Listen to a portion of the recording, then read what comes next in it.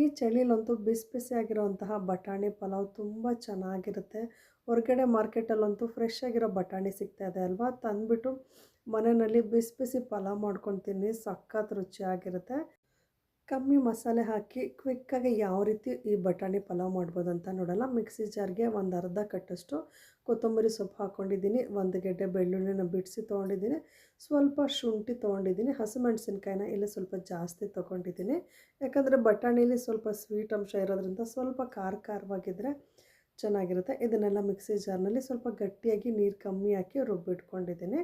ಕುಕ್ಕರಲ್ಲಿ ಎಣ್ಣೆ ಬಿಸಿ ಮಾಡಿಕೊಂಡು ಎಣ್ಣೆ ಚೆನ್ನಾಗಿ ಬಿಸಿ ಆದಮೇಲೆ ಸ್ವಲ್ಪ ಮಸಾಲೆ ಹಾಕ್ಕೊಳ್ತಿದ್ದೀನಿ. ಒಂದೆರಡು ಪೀಸಷ್ಟು ಚಕ್ಕೆ, 2 ಮೊಗ್ಗು, ಸ್ವಲ್ಪ ಪಲಾವ್ ಎಲೆ, ಮಸಾಲೆ ಫ್ಲವರ್ ಬರುತ್ತಲ್ವ, ಅದನ್ನು ಒಂದು 2 ಬಿಡಿಸಿಟ್ಕೊಂಡಿದ್ದೆ, ಅದನ್ನು ಹಾಕ್ಕೊಂಡು ಸ್ವಲ್ಪ ಸಾಸಿವೆ, 2 ಗೆಡ್ಡೆ ಈರುಳ್ಳಿ ಹಾಕ್ಕೊಂಡಿದ್ದೀನಿ, ಸ್ವಲ್ಪ ಕರ್ಬೇವಿನ ಸೊಪ್ಪು ಹಾಕ್ಕೊಂಡು ಚೆನ್ನಾಗಿ ಒಗ್ಗರಣೆ ಮಾಡ್ಕೊಳ್ಬೇಕು. ಇಲ್ಲಿ ಮಸಾಲೆ ಈರುಳ್ಳಿ ಎಲ್ಲ ಸ್ವಲ್ಪ ಬಾಡಿದ ಮೇಲೆ ನೋಡಿ ಈ ರೀತಿ ಎಣ್ಣೆಯಲ್ಲಿ ಚೆನ್ನಾಗಿ ಮಸಾಲೆನ ಬಾಡಿಸ್ಕೊಳ್ಬೇಕು.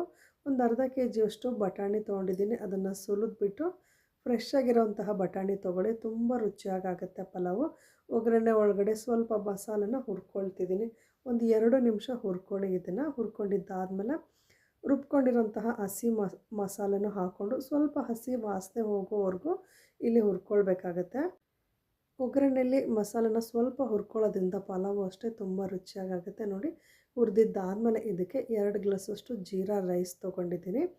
2 ಗ್ಲಾಸ್ ಜೀರಾ ರೈಸ್ಗೆ ಇಲ್ಲಿ 4 ಗ್ಲಾಸ್ ನೀರು ಹಾಕ್ಕೊಂಡ್ರೆ ಸ್ವಲ್ಪ ಉದುರಾಗೂ ಬರುತ್ತೆ, ಸಾಫ್ಟಾಗೂ ಇರುತ್ತೆ. 2 ಗ್ಲಾಸ್ ಅಕ್ಕಿನ ಒಂದು 2 ನಿಮಿಷ ತೊಳೆದು ಜಾಲರಿನಲ್ಲಿ ಹಾಗೆ ಬಿಟ್ಟಿದ್ದೆ, ಸ್ವಲ್ಪ ನೆಂದಿರೋದ್ರಿಂದ ಸ್ವಲ್ಪ ಸ್ಮೂತಾಗಿ ಆಗುತ್ತೆ ಪಲಾವು.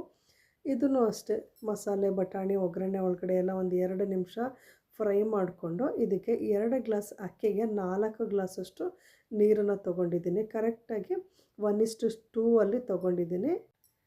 ನಾನಿಲ್ಲಿ ಬಟಾಣಿ ಬಾತ್ಗೆ ಟೊಮೊಟೊನ ಹಾಕ್ಕೊಂಡಿಲ್ಲ, ಹಾಗಾಗಿ 1 ನಿಂಬೆಹಣ್ಣನ್ನು ಪೂರ್ತಿಯಾಗಿ ಹಿಂಡ್ಕೊಂಡಿದ್ದೀನಿ.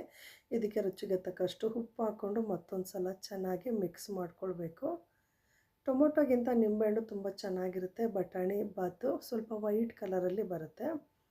ನೋಡಿ 2 ಸ್ಪೂನಷ್ಟು ಉಪ್ಪು ಹಾಕ್ಕೊಂಡು ಒಂದು ಸಲ ಚೆನ್ನಾಗಿ ಮಿಕ್ಸ್ ಮಾಡಿಕೊಂಡು ಕುಕ್ಕರ್ ಲಿಡ್ನ ಕ್ಲೋಸ್ ಮಾಡಿಕೊಂಡು 2 ವಿಷಲ್ನ ಕೂಗಿಸ್ಕೊಂಡ್ರೆ ಬಟಾಣಿ ಬಾತು ಅಥವಾ ಬಟಾಣಿ ಪಲಾವು ರೆಡಿ ಆಗುತ್ತೆ. ನೋಡಿ ಈಗ ಕುಕ್ಕರ್ ತಣ್ಣಗಾಗಿದೆ. ಈ ಕುಕ್ಕರ್ ಲಿಡ್ನ ಓಪನ್ ಮಾಡಿ ತೋರಿಸ್ತಾ ಇದ್ದೀನಿ, ಎಷ್ಟು ಚೆನ್ನಾಗಿ ಬಿಸಿ ಬಿಸಿ ಬಟಾಣಿ ಬಾತ್ ರೆಡಿಯಾಗಿದೆ ಅಂತ.